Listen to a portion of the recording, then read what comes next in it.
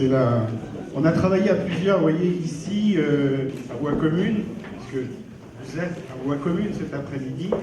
Il y a différents orateurs, mais surtout différents bosseurs, parce que ce programme, vous le verrez tout à l'heure, je crois que c'est Aude qui a préparé un petit quelque chose, il a demandé beaucoup de réflexion, beaucoup d'échanges, et vous avez un échantillon des échangeurs, et même je dirais des partageux, ici, pour vous donner ce programme.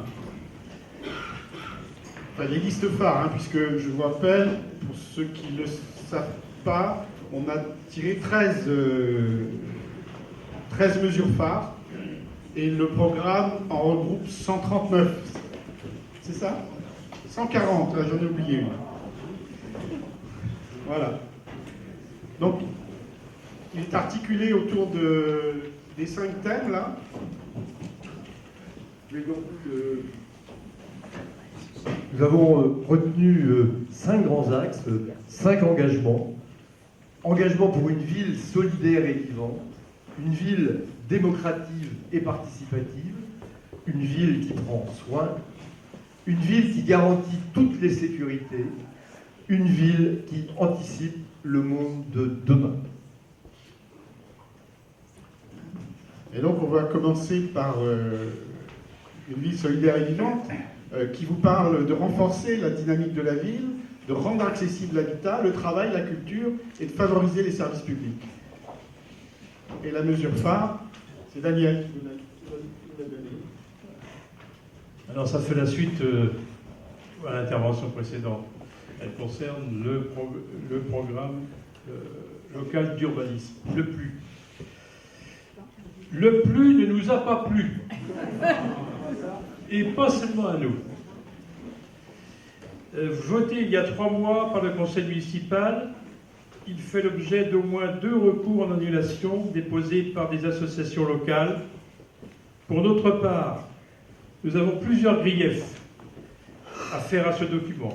Le premier, le plus voté, est basé sur le plan de prévention des risques de submersion marine, le fameux PPRSM, mais le PPRSM de 2017, pourtant notoirement considéré comme dépassé. À ce titre, il n'anticipe nullement l'accélération de la montée des eaux de mer, mais aussi de la montée des nappes phréatiques et de la répétition des phénomènes de forte pluviométrie. Le deuxième point, le PLU adopté se fixe comme axe, je cite, de conforter l'offre touristique malouine, au motif qu'elle constitue, je recite, l'un des piliers économiques malouins du développement local. Ça rejoint ce qu'on a entendu tout à l'heure. Or, on sait que l'activité touristique a un fort et délétère impact sur la question du logement des actifs, des familles, des habitants, bref, ce que vous avez entendu tout à l'heure. L'activité touristique a aussi un évident impact environnemental en termes de qualité de l'air et de consommation d'eau potable et d'énergie. On ne peut donc, dans un document censé inspirer et encadrer l'urbanisme de la ville, au moins pour les 15 années qui viennent, se contenter de cette vision à court terme. Le troisième point concernant le PLU concerne le secteur de Roté-Neuf. Nous considérons, de la même façon que les associations environnementales, que l'orientation du PLU constitue une atteinte à la préservation de la zone humide et de sa riche biodiversité. Le quatrième grief, enfin, sans doute le plus important, immédiat et concret, concerne donc le logement. Lors de la campagne municipale de 2020, M. Lurton affichait l'ambition, je cite, d'un urbanisme apaisé, ou celui, je cite encore, de refuser une urbanisation excessive. Ce n'est pas franchement ce que M. Lurton a fait, puisqu'ont été signées en moyenne plus de 500 autorisations de logement par an. C'était 800 sous le mandat de Renault. Ce n'est pas non plus ce qui est proposé dans le PLU voté le 4 novembre dernier, puisque celui-ci soutient la nécessité de construire 500 logements neufs par an. L'objectif serait de stabiliser de cette manière la population malouine à 47 000 habitants et le retour dans la ville de familles et d'actifs. L'historique, hélas, de la création de logements dément pourtant bien qu'il n'y a pas d'effet mécanique entre construction de logements et maintien ou accroissement du nombre d'habitants.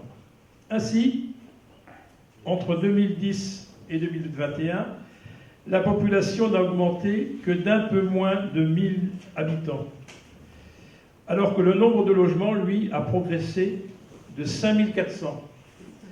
Et pour cause, le nombre de résidences secondaires a progressé, lui, dans le même temps, de 2700.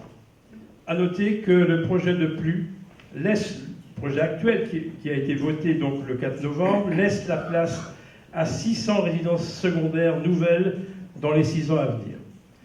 S'agissant de la volonté affichée de faire revenir les familles et les actifs dans la ville, volonté que nous partageons évidemment, le PLU voté ne répond nullement à cette ambition de mixité sociale. Il existe actuellement, ça a été dit tout à l'heure, une demande de près de 3300 logements sociaux en instance. 3300 logements sociaux en instance. Or, le PLU n'est nullement orienté vers la satisfaction de ce besoin, puisque la projection de construction n'est qu'au mieux, selon les chiffres de la ville, de 2367 logements sociaux, dont seulement 1075 en locatif social. La préfecture a d'ailleurs pointé cette insuffisance non conforme aux objectifs de mixité sociale du plan local de l'habitat arrêté par l'AGLO. On relèvera également, sans surprise, mais comme l'a souligné la commission d'enquête du PLU, que les pourcentages de logements locatifs sociaux varient de 0% à Roté-Neuf à 25% pour les quartiers d'Aristide Briand, Gambetta et Campus 2 et jusqu'à 28% à Lorette. Sur ce plan aussi, le PLU n'apporte aucune évolution par rapport à la ségrégation de quartiers que l'on dénonce depuis des années.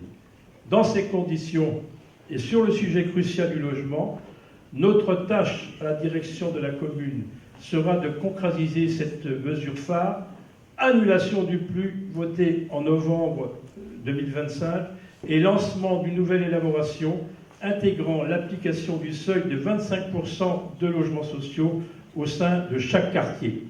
Merci.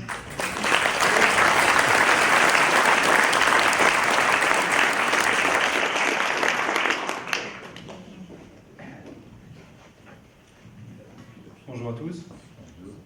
Ça va? Daniel a justement parlé du fait de faire revenir des actifs et des familles dans Saint-Malo. Moi, je suis malouin que depuis 1 an et demi. Et en fait, on est pas mal aussi dans la liste à vouloir s'installer à Saint-Malo. Et pour ça, on a 2 objectifs avec cette mesure, que je vais vous présenter tout de suite. C'est de diversifier l'économie, qui est tournée quand même majoritairement autour du tourisme actuellement, et aussi d'avoir une politique culturelle qui est plus tournée vers les habitants, moins autour de grands événements, mais d'une politique culturelle pour la vie de tous les jours. Donc, moi j'ai travaillé dans le groupe Travail et Économie, et notre mesure, ce serait de favoriser le développement d'entreprises culturelles pour tirer parti des festivals comme Étonnant Voyageur ou le Quai des Bulles et créer des synergies locales. Donc le pourquoi, c'est vraiment le but, c'est de pouvoir avoir aussi de nouveaux emplois dans des secteurs culturels.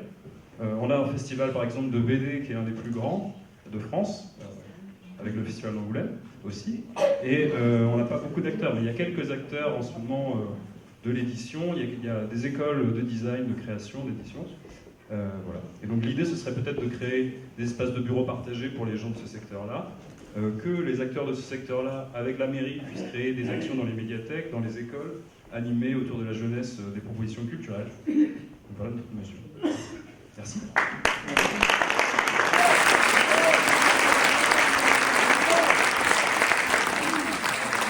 On vient de parler du transport, plutôt des déplacements. Donc bonjour à tous. Donc moi c'est les mesures 34 et 35, excusez-moi, je me mets sur le côté. 35 et 36. Donc le transport est un besoin fondamental. Tout le monde se déplace. Il appartient donc à la collectivité de garantir ce droit essentiel afin que chacun puisse circuler librement. Il faut bien voir que le transport concentre des enjeux majeurs, que ce soit à la fois financiers, environnementaux, sociétaux, mais aussi égalitaires. Mais le transport n'est pas seulement un service. Dans une ville étendue comme la nôtre, comme Saint-Malo, composée de plusieurs centres-villes, le transport permet justement de relier ces centres entre eux.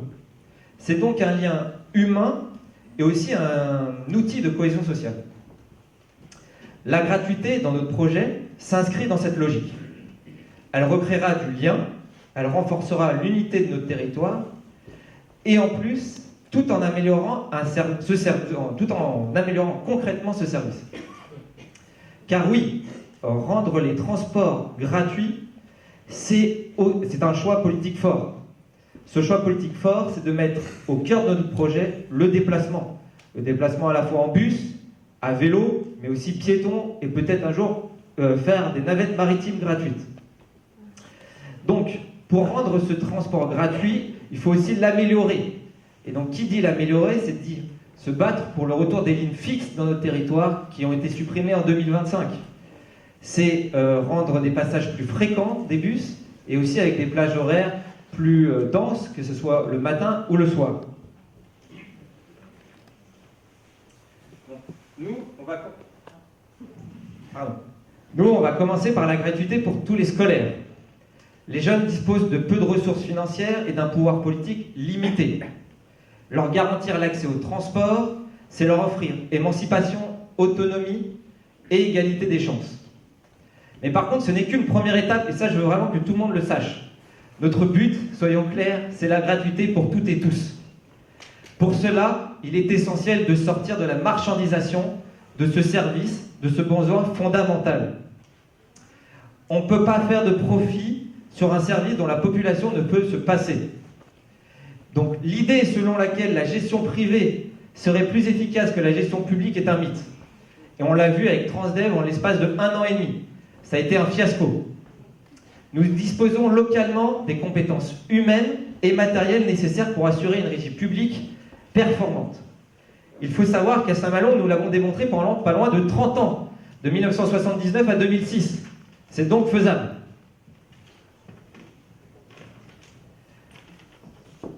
Donc, vivre une municipalité, c'est faire confiance aux compétences de ses citoyens et aux ressources de son territoire. Nous n'avons pas besoin d'une multinationale pour nous expliquer comment organiser notre transport. Nous pouvons collectivement construire un service public ambitieux, local et durable. En conclusion, j'espère que vous comprendrez par là que notre but est de repenser l'idée même du transport. C'est plus qu'une façon de se déplacer. C'est une façon de vivre notre collectivité et notre citoyenneté. C'est se tourner vers l'avenir, vers un avenir commun, et être la première grande ville de Bretagne à rendre gratuit notre transport public. Merci à vous.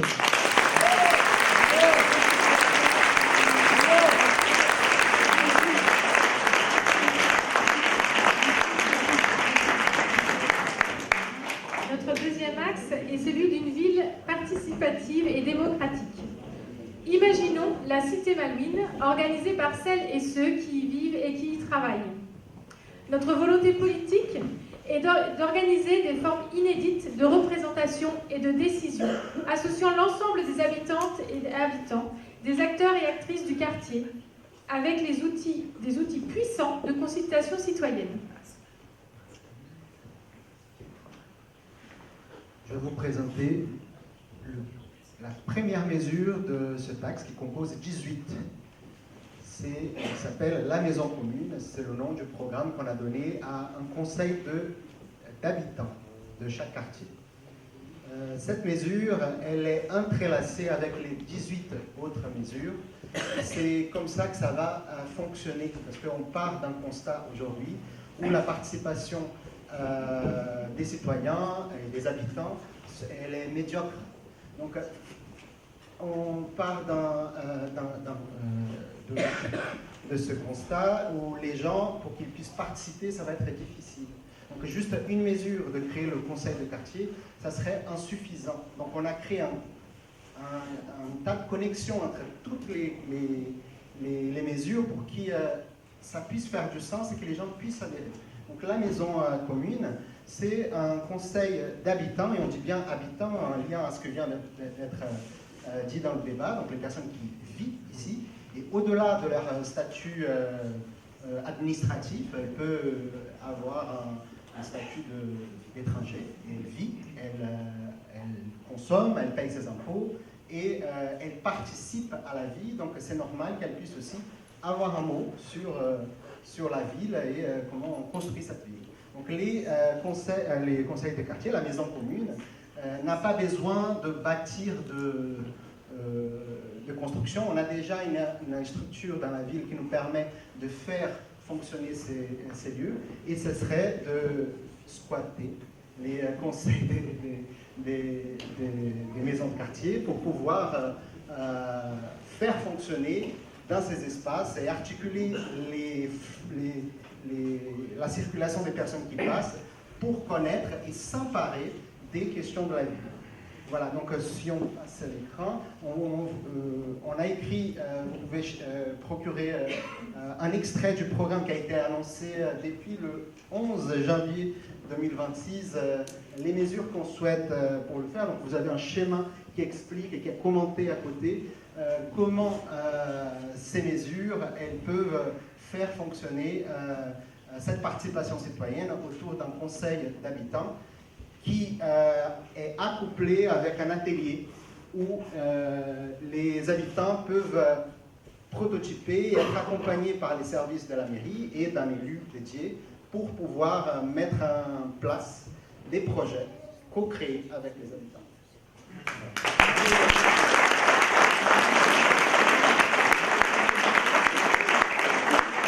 La brochure est sur une table au fond là. Alors,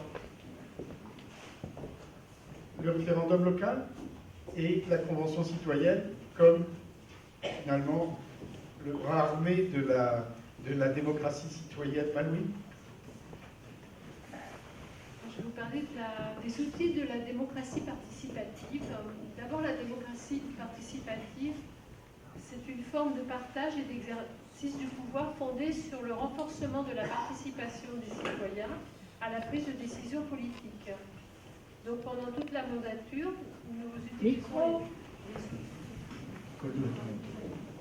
mandature, nous utiliserons ces outils démocratiques pour consulter les citoyens et les citoyennes par le référendum local et la convention citoyenne. Donc le référendum permet d'obtenir une réponse par oui ou par non à une question précise et une réponse individuelle. La convention citoyenne répond à des questions plus complexes. Elle rassemble des citoyens tirés au sort pour débattre, échanger des idées, s'informer pour parvenir à une réponse collective sur un sujet plus complexe. Pour commencer, donc, nous avons le projet de proposer donc, des consultations sur les projets déjà en cours de la municipalité actuelle, c'est-à-dire par exemple les Nielles et le musée maritime, ou sur les projets à venir, la Briantais. Donc, ainsi, notre politique sera plus transparente et plus accessible. Nous la ferons avec les Malouins et les Malouines et non à leur place.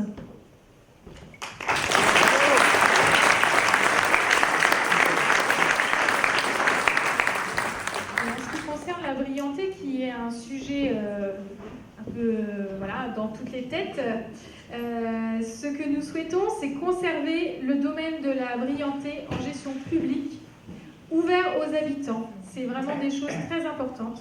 En l'orientant vers les enjeux climatiques, vers l'économie circulaire, vers l'éducation populaire ou la création artistique. Pour décider, parce qu'on a plein d'idées et on n'arrive pas à faire le tri, pour décider ce qu'on fera à la Briantais, nous mettrons en place une convention citoyenne afin d'en déterminer avec les habitants de Saint-Malo l'usage le plus adapté.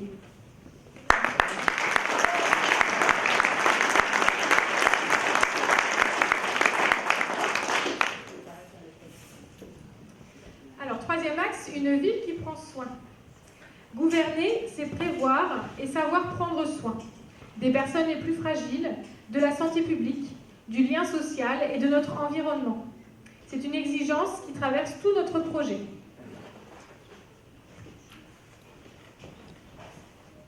Donc, une mesure simple, rapide, concrète, mettre en place une mutuelle municipale ou intercommunale. Nombre d'entre nous renoncent à certains soins car le reste à charge après remboursement de la sécurité sociale est trop élevé quand on n'a pas ou qu'on n'a plus de complémentaire santé, souvent par manque de moyens. Une idée simple, si je veux souscrire un contrat seul, je ne pèse pas beaucoup face à l'assureur. L'avantage de la mutuelle municipale, c'est que plus on est de personnes intéressées par ce projet, mieux on négociera le contrat, des tarifs moins élevés ou à prix identique des prestations supplémentaires. C'est l'avantage d'un contrat collectif. Concrètement, dans un premier temps, on regarde les offres de mutuelles et on retient celle qui répond au mieux aux besoins exprimés. Chaque habitant pourra adhérer au contrat collectif et il payera directement ses cotisations. La mutuelle municipale est ouverte à tous, sans condition de ressources ni d'âge et sans questionnaire de santé. Elle intéressera en particulier des retraités, des étudiants, des travailleurs indépendants, les demandeurs d'emploi et tous ceux qui veulent changer de complémentaire santé. Autre avantage, c'est un acte solidaire de la mairie qui joue un rôle d'intermédiaire mais ne finance pas le dispositif. D'autres villes ont déjà fait ce choix. Montpellier, Grenoble, mais plus près de nous, Fougères et Lamballe.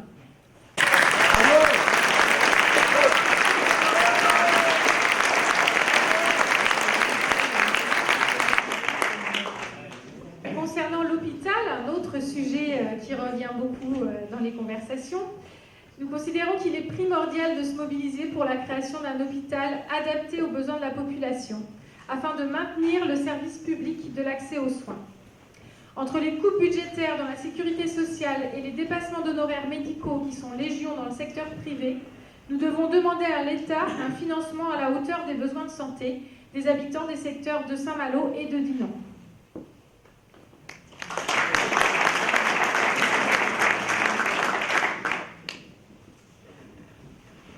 Et donc du coup, toujours sur cette thématique de préservation, de prendre soin, on a décidé de prendre une mesure pour prendre soin de l'eau, qui est une ressource essentielle. Et pour prendre soin de l'eau, on vous propose une mesure innovante, qui est la tarification saisonnière de l'eau. Pour vous expliquer un petit peu le contexte géologique qu'on peut avoir sur notre bassin versant, c'est qu'il n'y a pas de nappe phréatique. C'est-à-dire que toute l'eau que nous utilisons pour nos besoins, donc pour l'eau du robinet ou toute l'eau qu'on utilise quotidiennement, vient des eaux pluviales. Et donc on se retrouve chaque été avec un risque, non seulement sur la qualité, mais la quantité d'eau qui est disponible pour nous, pour nos besoins. Donc il y a vraiment un manque chaque été et on nous demande drastiquement de réduire nos usages, notamment pour le jardin, où on demande à des acteurs agricoles d'arrêter d'irriguer leurs champs, donc il y a vraiment un souci. Et donc on vous propose pour Saint-Malo de mettre en place une tarification saisonnière. Ça a déjà été fait par exemple sur la métropole de Toulouse ou sur une petite commune en Corse. Et le principe est simple, c'est qu'en fait le prix change, l'indexation du prix change entre les phases été et hiver. Juste pour petit rappel, nous ce qu'on paye sur l'eau, on ne paye pas la ressource en elle-même, mais on paye vraiment tous les services qui sont autour. Donc comment elle est amenée jusque dans notre robinet, comment elle est traitée pour être relâchée dans la nature. Donc c'est vraiment tout cet acheminement de l'eau, son traitement qu'on va payer. Donc c'est un service qu'on paye, qui sont des infrastructures. Et à Saint-Malo, elles sont surdimensionnées pour pouvoir répondre à un besoin qui augmente l'été. Parce que vous savez, on en a parlé beaucoup des locations saisonnières et du surtourisme qui vient surtout sur la période estivale. Et donc c'est à ce moment-là que la consommation augmente et c'est à ce moment-là que les services se retrouvent un peu contraints avec une demande qui augmente et une ressource qui diminue. Donc c'est dans ces moments-là en fait, qu'il y a un surcoût pour le traitement de l'eau. Et ça, nous, on estime que ça ne devrait pas être aux Malouins et aux Malouines de payer ce surcoût alors qu'eux, ils sont là toute l'année et ils consomment toute l'année. Donc cette tarification qui augmente entre mai et octobre et qui diminuerait du coup, le prix diminuerait sur les périodes hivernales, donc de novembre jusqu'à mai, ça augmenterait de juin à octobre plutôt. Là, sur quelques mois, ce serait un peu plus cher pour que, si vous voulez, les Malouins, les familles malouines auraient une consommation, qui ont une consommation stable tout au long de l'année, ne sont pas impactés et le tarif, leur consommation moyenne va être plus cher l'été mais moins cher l'hiver. Donc en fait, sur l'année, c'est lissé et finalement, on ne paye pas plus cher. Par contre, les personnes qui viennent seulement sur quelques mois, c'est eux qui vont payer le surcoût des infrastructures pour faire le traitement de l'eau. Donc voilà, c'est une mesure un peu innovante, mais on a pu voir les effets dans d'autres villes. Et donc c'est ce qu'on propose.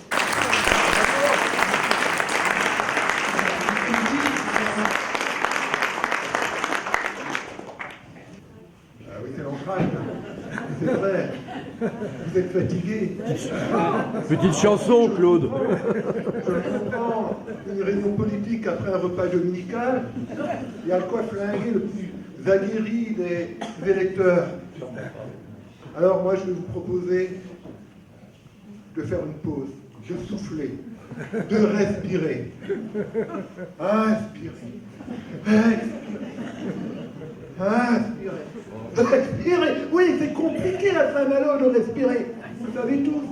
Hein, vous habitez Saint-Malo, vous croyez, vous pensez bénéficier de l'air iodé des plus grandes marées d'Europe, mais votre organisme vous rappelle souvent alors vos poumons se remplissent de particules fines, PM2,5, les plus importantes à Saint-Malo qu'à Paris ou Rennes.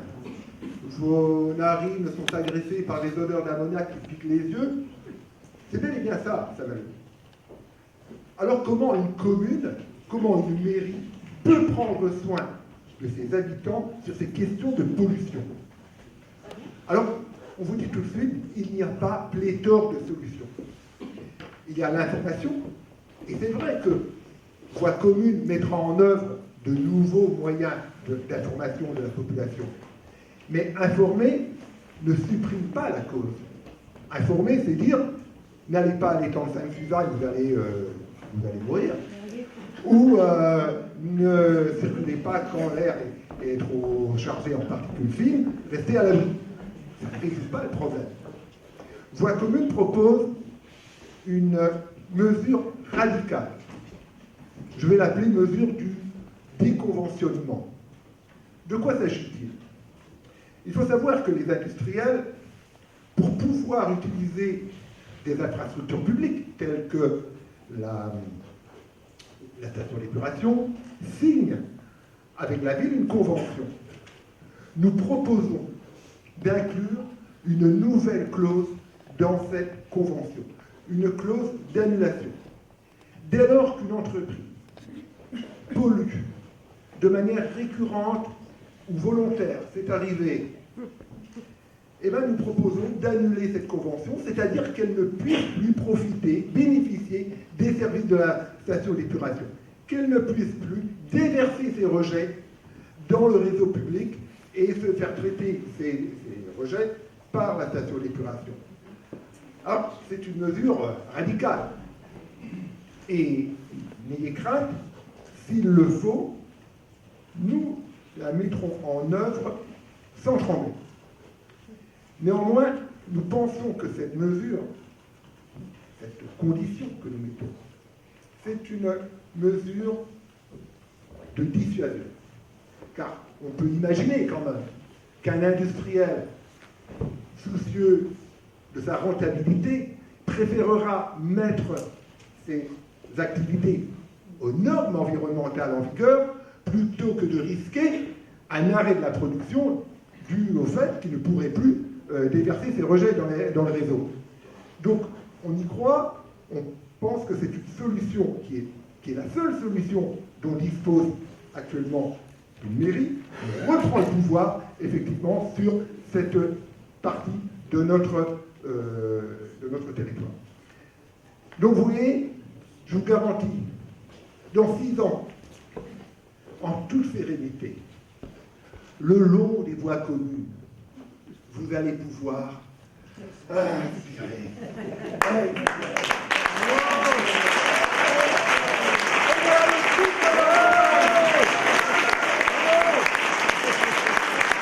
Une question qui est une question déjà ancienne, plus de 10 ans, à Saint-Malo. La question des nielles. en tractant, en diffusant, en discutant avec les gens, on entend plein de choses, et puis surtout notre impuissance par rapport à ce dossier qui est bien trop engagé. Alors, je tiens à signaler que tout n'est pas encore joué, puisqu'il y a au moins un recours pour lequel j'ai vu que des échanges avaient encore lieu. C'est le recours contre le prix des niels. D'accord ? Ça n'est pas clos. Mais quelle sera notre attitude, nous, si dans un mois, on prend la mairie ? Eh bien, c'est simple. La première chose, c'est qu'on ne veut pas vendre ce terrain pour cet objet. Et donc, on prend une délibération disant non, on ne le vend pas. Bien évidemment, la justice va s'emparer de cette question-là, ou du moins les gens qu'on a face à nous. Et ça ira en jugement dans le tribunal. 2, 3, 4, ça fait 10 ans déjà qu'on fait traîner le truc. 5 ans. Hein ? Et puis, il est très probable que compte tenu des engagements qu'il y a sur les niels, la justice nous donne tort. Ah oui, c'est clair. C'est très probable. Mais par contre, derrière, il faudra bien savoir le prix. Et nous, on ne le vendra pas à 7 millions d'euros, c'est-à-dire à 529 € le mètre carré. On dit, puisque la justice nous oblige à vendre, nous vendrons à 1600 € le mètre carré, ça s'est trouvé dans le quartier. Évidemment, la justice va encore être saisie.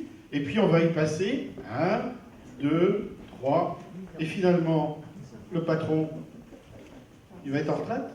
Et le fils du patron, il va être en retraite. Et peut-être bien que la fille du patron, elle sera en retraite. Et nous, on n'aura toujours pas vendu les niels. Mais c'est notre décision. Voilà comment on va résister. On n'a pas beaucoup de moyens, mais on aura celui-là.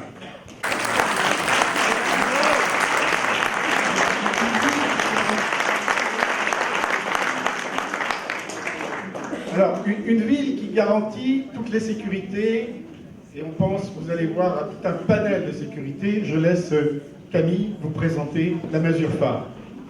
Alors bonjour à toutes et à tous.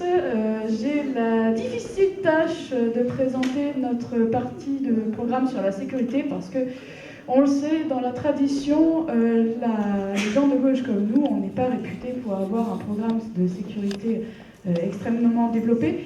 Et pourtant, je pense que c'est une notion sur laquelle nous ne devons pas bégayer.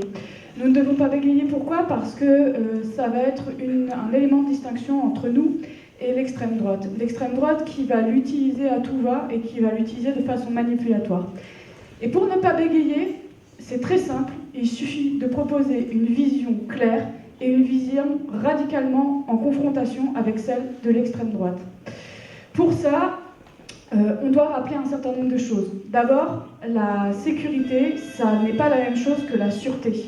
La sécurité, ça ne se résume et ça ne se réduit ni à la police, ni à la matraque. La sécurité, c'est aussi la sécurité des personnes vulnérables, la sécurité des femmes, la sécurité des enfants. La sécurité alimentaire, c'est aussi la sécurité sociale.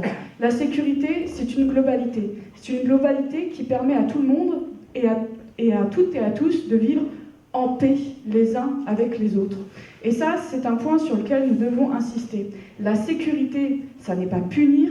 La sécurité, c'est protéger. Protéger les citoyens et garantir que tout le monde puisse vivre ensemble en paix.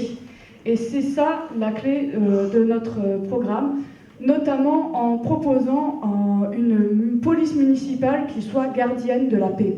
Une police municipale gardienne de la paix, ça commence par une police qui est formée à prendre en charge la parole et à orienter les victimes, les personnes qui sont vulnérables. C'est aussi assurer et privilégier, renforcer une présence humaine dans tous les quartiers. Une présence humaine qui ne doit pas se limiter à la police. C'est la police, mais c'est également les travailleurs sociaux, les médiateurs de rue, les médiateurs de santé. Parce qu'un certain nombre de personnes âgées qui sont isolées sont en insécurité au niveau de leur santé. Parce qu'il n'y a pas de suivi, parce qu'il n'y a personne pour s'assurer qu'elles sont bien, elles sont dans une forme de bien-être. Et ça, c'est la vision que nous devons défendre ensemble et c'est l'essence des deux mesures que je viens de vous présenter.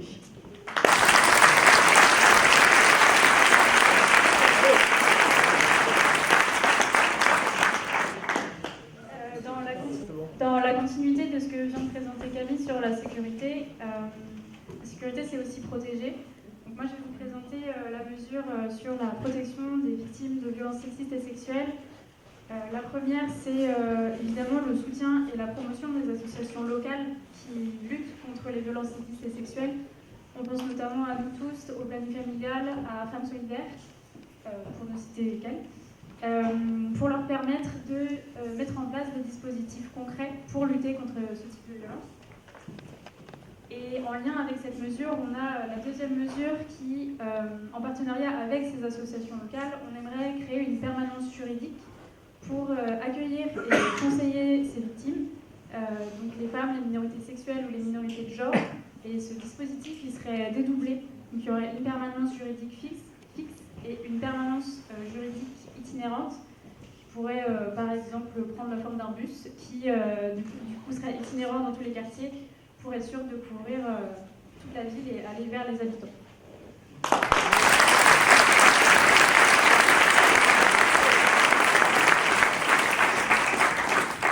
Une ville qui anticipe le monde de demain. La transformation de nos modes de production, de déplacement et de consommation est un projet qui requiert la mobilisation de tous et toutes dès maintenant.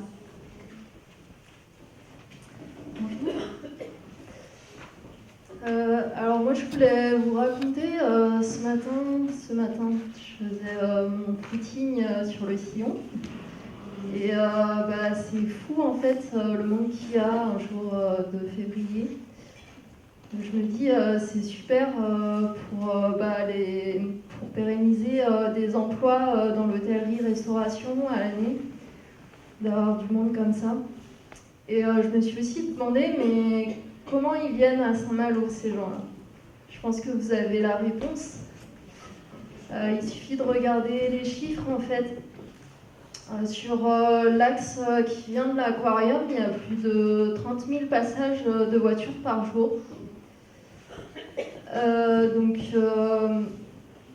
Se promener à vélo, faire ses trajets à vélo ou à pied à Saint-Malo, c'est être dans les pots d'échappement, dans le bruit, se sentir en insécurité. Et en fait, le dérèglement climatique nous force aujourd'hui à repenser ce système. On n'a plus le choix, on doit aller de l'avant. Et c'est comme un vase communicant où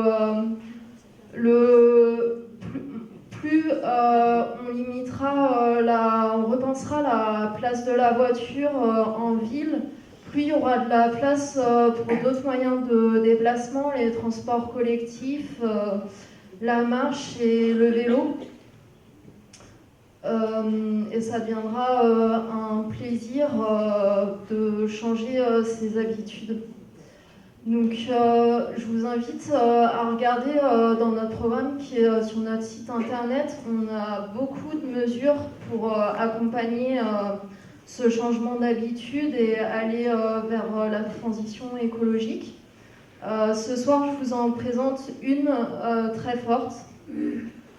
Voix Commune s'engage à construire, à installer des parkings en périphérie de la ville qui seront connectés à des navettes et à un réseau de transport dense qui mèneront pas seulement intramuros, mais qui permettront aussi de valoriser tous nos centres à Saint-Malo, comme Saint-Servant, la gare, la Découverte, Paramé.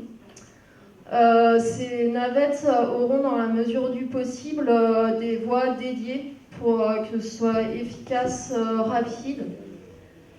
Pour les automobilistes d'aujourd'hui, ce sera beaucoup plus simple en fait, plutôt que d'être bloqué dans les embouteillages, de prendre une navette et d'être déposé à bon port.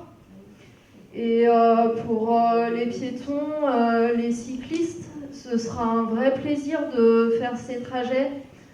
On entendra les oiseaux chanter, c'est important. On pourra saluer notre voisin, un ami sur la route. Vous l'aurez compris, le Saint-Malo de l'avenir pour Voix Commune, c'est une ville apaisée qui s'adapte aux enjeux de la transition écologique. Je ne sais pas pour vous, mais moi je suis pressée d'y être.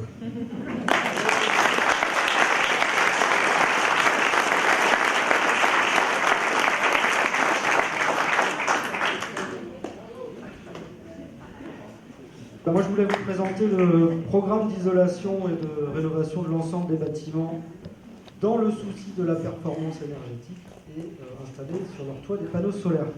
Alors, deux choses. La première, on renforçait le programme. Pourquoi renforcer ? On sait que ces dernières années, il y a beaucoup de choses qui ont été faites, des démarches, des études, des bilans, des schémas.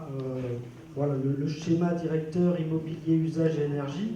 Mais pour nous, le temps n'est plus aux études, mais bien de mettre en place concrètement ces actions. Dans un contexte de sobriété énergétique globale, mais aussi pour le confort des utilisateurs, la commune doit être exemplaire sur ses bâtiments publics, avec une priorité pour les crèches, les écoles et les équipements sportifs, qui sont très énergivores. Je pense que vous avez tous un endroit où vous pratiquez et où vous dites que c'est terrible au niveau énergétique, soit un loisir ou un sport.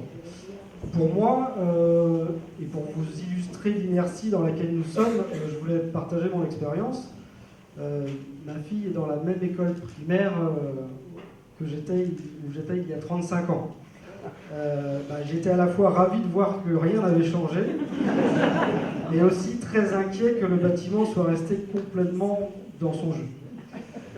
Les classes dans les combles sont toujours les mêmes, avec les mêmes changements de température, mais la bonne nouvelle, c'est que comme le nombre d'enfants malouins a chuté, eh bien, les classes sont fermées, et c'est ces classes qui ont fermé en premier, c'est ces combles.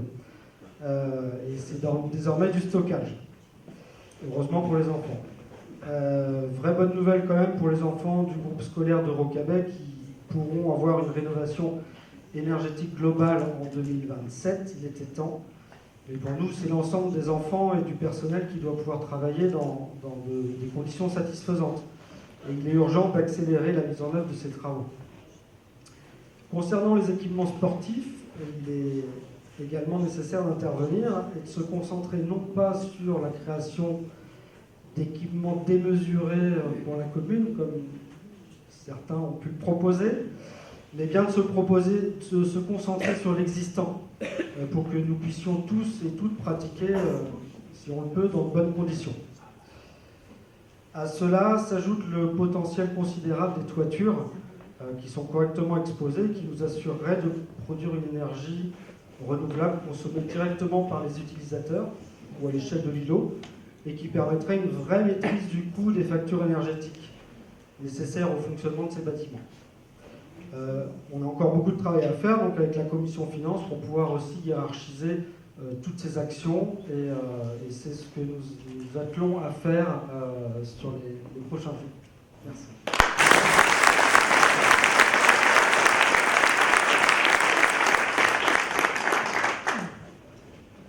Je crois que c'est la dernière mesure. Eh bien, en fait, on a l'habitude d'entendre les Malouins poser un défi, ont posé un défi dans l'histoire, etc. Et en pensant à cette habitude, et en pensant à la question de la submersion marine, nous nous sommes dit la chose suivante. Saint-Malo est une des villes les plus impactées de France. Et qu'est-ce que nous décelons aujourd'hui? Des études, des gens qui font de la cartographie, le GIEC qui nous sort des chiffres qui sont de plus en plus alarmants. Mais ici, et en France, est-ce qu'il y a un vrai centre de recherche sur la submersion marine, sur les attitudes qu'il faudrait, adopter, sur éventuellement les techniques et les technologies, et nous disons, mais bon sang, pour des gens qui relèvent des défis, c'est le moment, incitons, impulsons, cherchons à faire en sorte que la submersion marine soit l'occasion de la création d'un centre de recherche à Saint-Malo. Et ça, c'est une mesure que peu vont partager, vous n'allez pas la trouver dans d'autres programmes, elle est un peu osée, mais en tous les cas, faire de ces faiblesses une force c'est ce qui a marqué le territoire. Et avec cette mesure, nous espérons continuer finalement cette bonne recette. Voilà.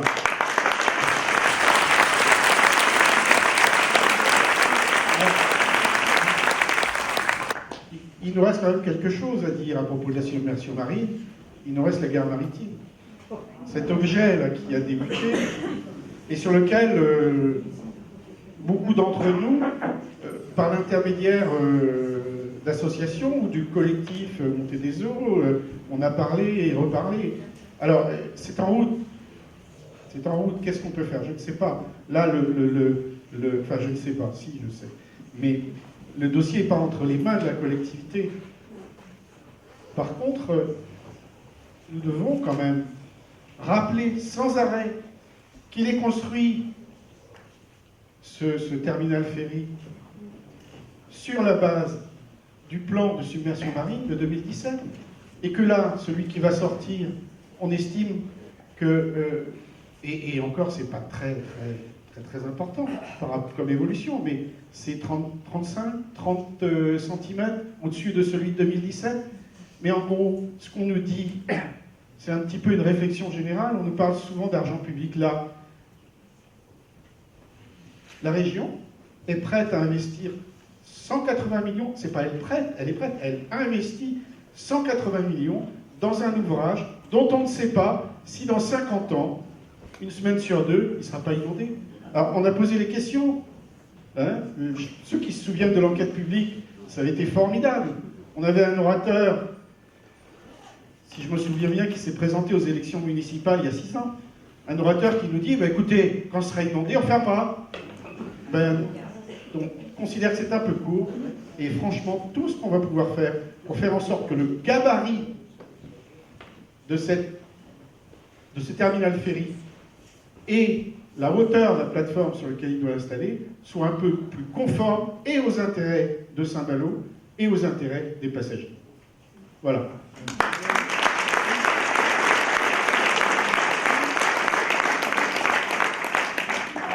Le site a le programme avec les 140 mesures qu'on vient de voir. Et on a fait un souci, comme j'ai parlé tout à l'heure de démocratie participative. L'accès à l'information est un point très important pour que les personnes puissent s'emparer.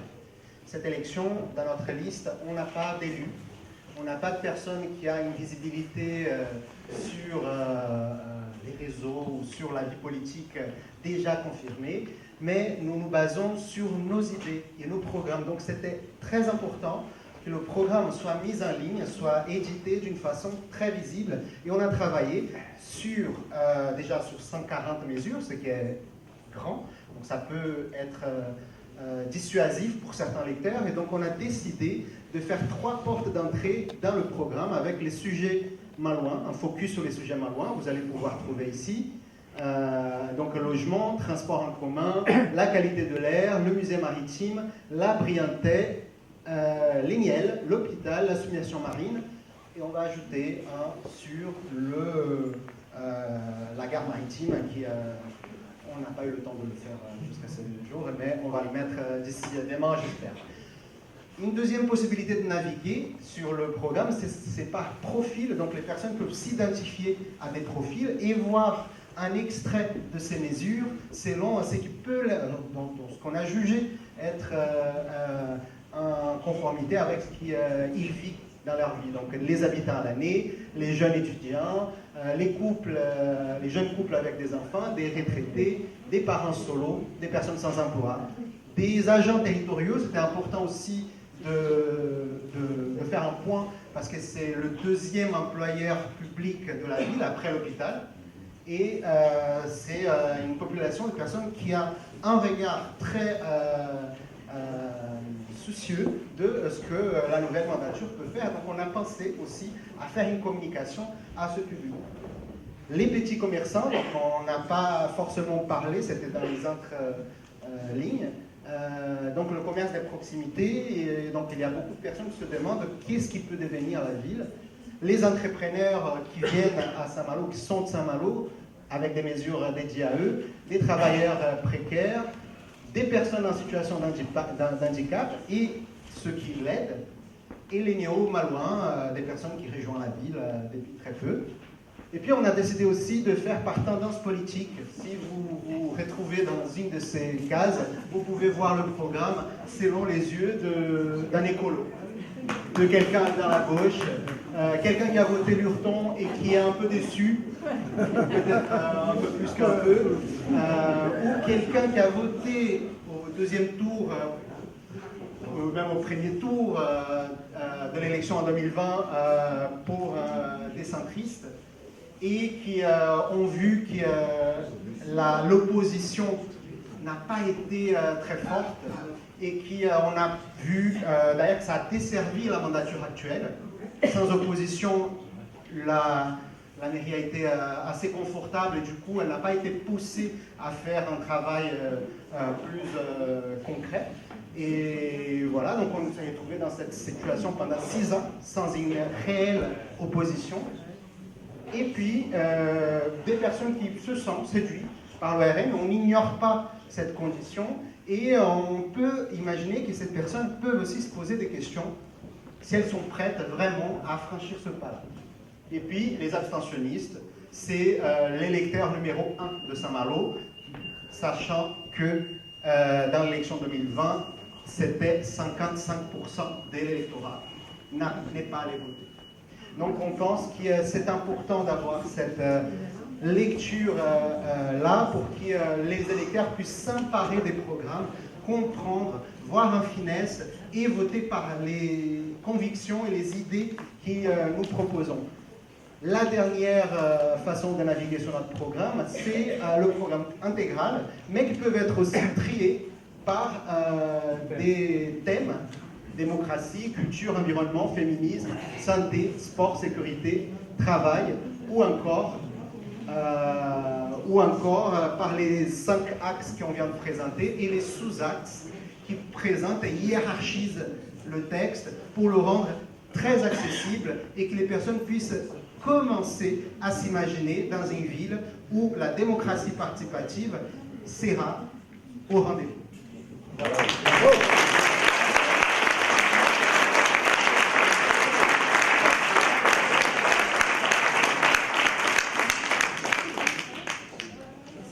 Je voulais faire une petite rétrospective sur l'écriture de ce programme, parce que bien sûr elles ne sont pas tombées du ciel.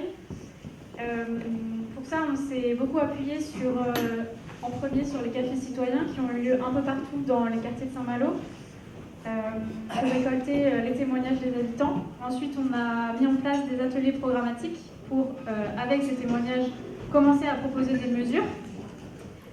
Après ça, on a constitué des groupes de travail sur différentes thématiques. J'en ai recensé 7, il y en a peut-être plus. On a eu démocratie locale, environnement, économie et travail, santé, sécurité, sport, culture, éducation et égalité et solidarité. Donc de ces groupes de travail ont découlé à peu près les mesures que vous avez vues, mais il y a quand même eu tout un travail de compilation, de hiérarchisation et de classement de ces mesures. Voilà, on n'a pas compté le nombre de personnes qui ont participé en tout, mais beaucoup. Donc voilà, on voulait remercier toutes les personnes qui nous ont aidés à élaborer ce programme. Et je crois qu'on peut être fiers de nous parce que je pense qu'on a réellement fait de la démocratie participative.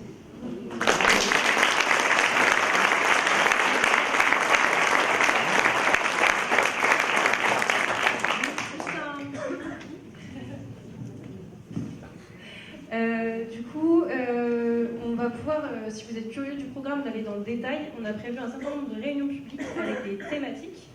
Vous avez le petit programme sur vos chaises normalement. Donc, par exemple, le mardi 17 février à 19h30 à la Maison Quartier de la Madeleine, on va parler de l'économie et du travail, plus dans le détail, avec les gens qui ont travaillé sur le programme, donc avec des candidats qui sont disponibles pour répondre à vos questions. Et donc, on a décidé de faire ces réunions thématiques, d'approfondir le programme petit à petit, par petits bouts. Donc, s'il y a des sujets qui vous intéressent plus que d'autres, vous êtes les bienvenus. Si vous êtes intéressé par les questions de mobilité et de transport, par exemple, c'est le samedi 28 février, etc. Donc voilà, n'hésitez pas à venir nous voir et ce sera plus des temps où on aura plus de temps d'échanger, de prendre vos questions. Et donc, ce sera l'occasion de venir découvrir dans le détail et de venir aussi découvrir les candidats. Et une autre façon de découvrir les candidats, tout à l'heure, si vous voulez, pendant le concert, il y a un petit bingo des candidats. Donc si vous voulez, il y a des petites feuilles là-bas et c'est un petit jeu que je propose pour venir à la rencontre des candidats et venir nous rencontrer, ceux qui sont là aujourd'hui. Voilà.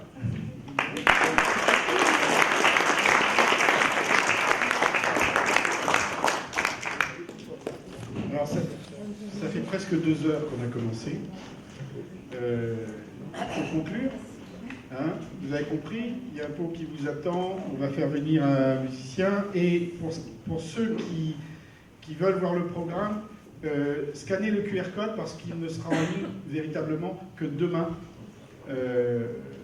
C'est vous dire si les dernières heures ont été intenses parce que vous avez vu, mais on va en reparler. Alors, c'est à moi qu'il revient de clôturer de clore. Ah, ça commence mal. Clos donc. Alors, il y a un match. Et bien d'en finir. Voilà. Les chers amis, moi, on en a parlé, hein, mais je voudrais débuter cette prise de parole en remerciant celles et ceux qui ont construit le programme. Je peux vous dire que ce sont des heures de travail.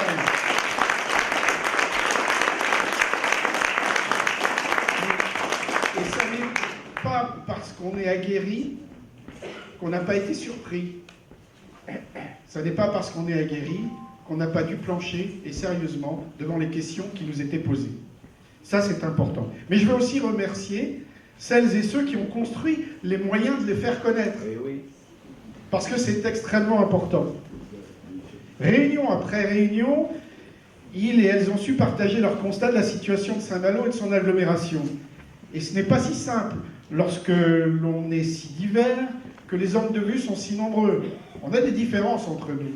On les connaît, on le sait. Mais après, il faut les éprouver. Et je peux vous dire que ça frictionne. Mais ça frictionne positivement, vous l'avez vu. Les remercier pour avoir traduit ce qu'ils ont entendu des Malouins. Mais pas pour répéter ce que les Malouins leur ont dit, mais pour nourrir et fixer le programme que nous proposons. Les candidats qui vous disent « moi j'ai écouté les Malouins, je vais faire ça », non, ce n'est pas le problème. Il faut écouter les Malouins, mais il faut le traduire en intention politique, en intention sociale, en intention de participation. Voilà. Vous l'avez compris aussi, les mesures que nous vous proposons sont concrètes, des mesures à réaliser plutôt qu'à étudier et éventuellement à oublier, des mesures que nous voulons mettre en place, chacune en leur temps. Certaines très rapidement, d'autres avec le temps de la réflexion. Je le dis à chaque fois que j'interviens désormais, les ressources des collectivités locales sont aujourd'hui pillées par l'État, et donc nous ferons le maximum de ce que nous pouvons avec ce que nous aurons. Je l'ai dit il y a 3 jours aux chefs d'entreprise qui nous posaient des questions sur les taxes. Je leur ai dit, mais attendez, regardez où on se situe Saint-Malo, grosso modo dans la bonne partie de l'échelle, au niveau de la pression, et donc on verra bien comment se passent les relations entre l'État et les collectivités sur le plan des finances. Donc pas d'engagement comme ça. Par contre, il y a plein de choses, là, qui sont simples à faire, et qui ne coûtent pas grand-chose. Je peux vous dire que la mutuelle, par exemple, c'est une avancée extrêmement importante. On ne laisse pas le blanc-seing aux mutuelles classiques, habituelles, et on ouvre la possibilité pour des gens qui ne sont pas couverts, on vous l'a dit, et ça, pour combien pour la collectivité? Beaucoup de collectivités, c'est 0. Des collectivités un peu plus engagées dans la surveillance, etc., c'est 1 ou 2 emplois. Un emploi à Saint-Malo, c'est 45 000 €. Alors, je voudrais également remercier tous ceux qui sont parmi nous, là, et puis qui ne sont pas sur la liste de voix communes, ou qui ne sont pas signataires de la charte, parce que vous êtes curieux, c'est toujours intéressant, c'est toujours bien, curieux de découvrir cette drôle de liste électorale. Alors, une drôle de liste électorale, Céline l'a rappelé, qui rassemble des organisations politiques de gauche, vous savez, celles qui s'étripent au plan national, et là, elles sont toutes là. Hein? Et puis des citoyens parfois méfiants, jaloux de leur indépendance, qui ferment les œillères. Non. Là, on les a ouverts. Et je pense que c'était important. Important parce que j'ai à vous dire pourquoi nous sommes ensemble. La réponse tient en quelques mots. Nous avons tous la conviction, parfois le sentiment, que la commune est le premier maillon d'une démocratie longuement construite. Le premier maillon territorial de la solidarité que la Révolution française a mis en avant. C'est notre histoire. Tous, nous voulons l'arracher des mains d'une droite façonnée par la culture de l'inégalité, symbolisée ici à Saint-Malo par le logement. Vous l'avez vu. Et tous, nous refusons que cette commune, que nous aimons, tombe entre les mains d'une extrême droite, pétrie par la négation de notre histoire, la négation de notre culture riche de la variété des apports venus du monde entier, la culture de l'effacement de l'autre, qui est celle du RN. La commune n'est pas un territoire d'exclusion, c'est celui qui nous forme dans notre diversité. Il doit rester, voire redevenir celui de l'accueil. Nous venons de vous le dire, la mise en place d'outils démocratiques pour les citoyens, le prix et la qualité de l'eau, la qualité de l'air, la place de l'arbre dans la ville, l'organisation du transport, la construction de logements, tous sont des tâches éminemment politiques. Éminemment. Vous l'avez entendu, il n'est pas question pour nous de demi-mesure. Il n'est pas question de direction floue. Par exemple, nous savons que les services publics sont le moyen de corriger les dérives d'un pays qui, sans eux et sans prestations sociales, serait le champion des inégalités. Ça ne se sait pas, ça.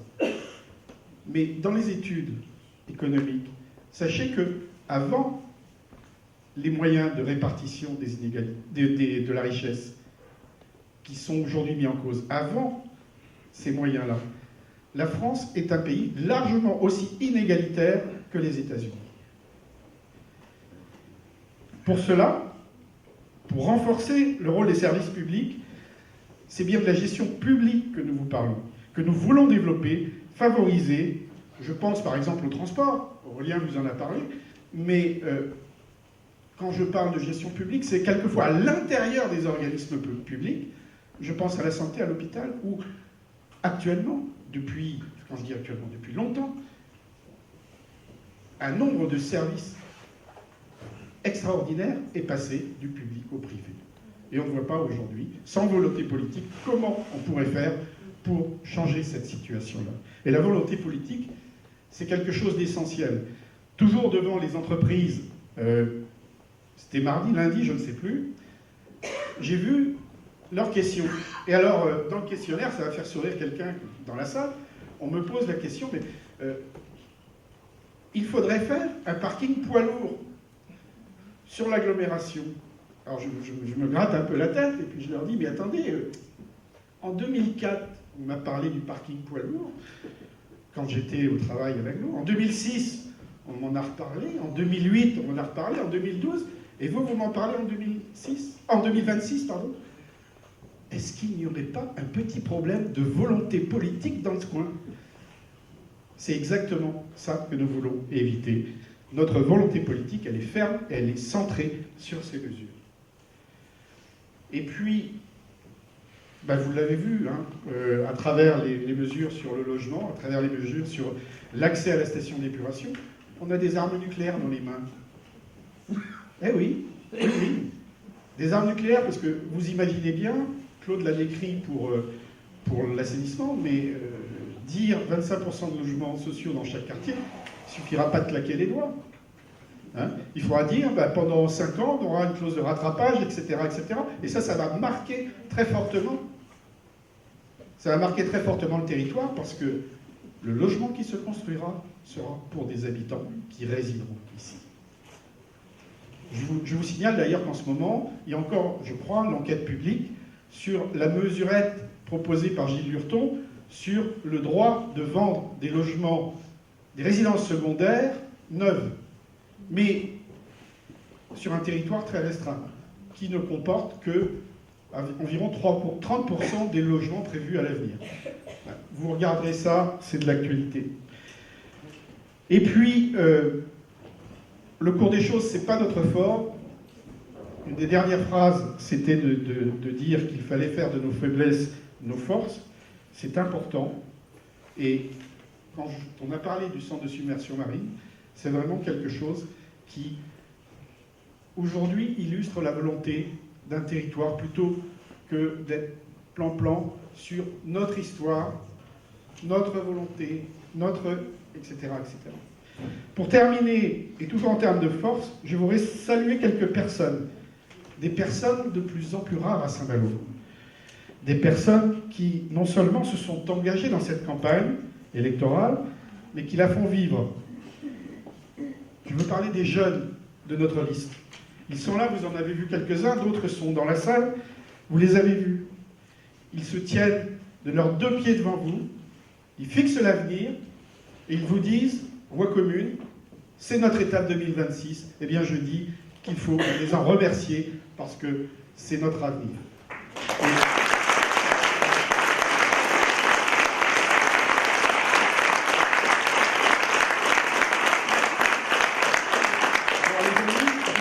De venir changer cette ville et cette agglomération avec nous. Et quant à nous, Céline? Vous êtes prêts tous? On y va. Allez, venez les candidats. Merci beaucoup.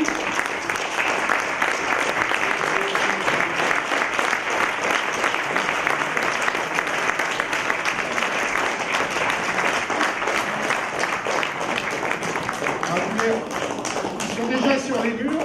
Hein. D'ailleurs, c'est une de nos grandes activités, tenir les murs, comme on dit actuellement, avec les affiches. Mais vous les avez, je sais pas, ils doivent en manquer, on est tous là. 43 qui comptent. Mais écoutez, c'est l'équipe que nous vous proposons pour Saint-Malo, et c'est l'équipe qui sera, on l'espère, là pour répondre à vos soucis pendant les 6 ans à venir.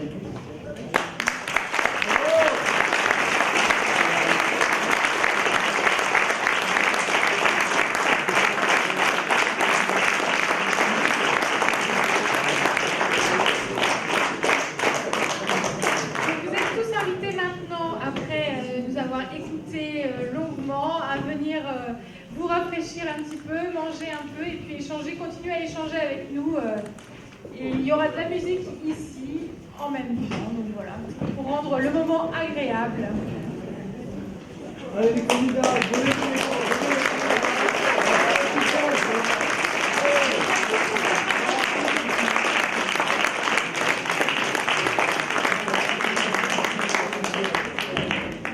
merci en tout cas.